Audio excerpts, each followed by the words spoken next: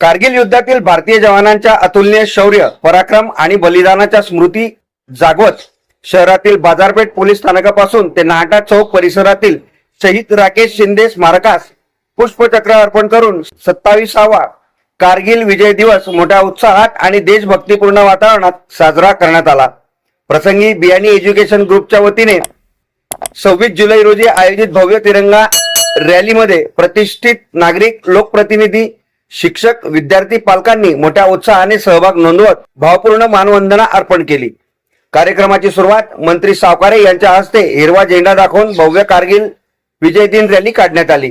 प्रसंगी साई जीवन मॉल परिसरात तिरंगा रॅलीवर नगरसेवक पिंटू कोठारी यांनी त्यांच्या सहकाऱ्यांसोबत तिरंगा रॅलीवर पुष्पवृष्टी करून उत्साहात भर घातली।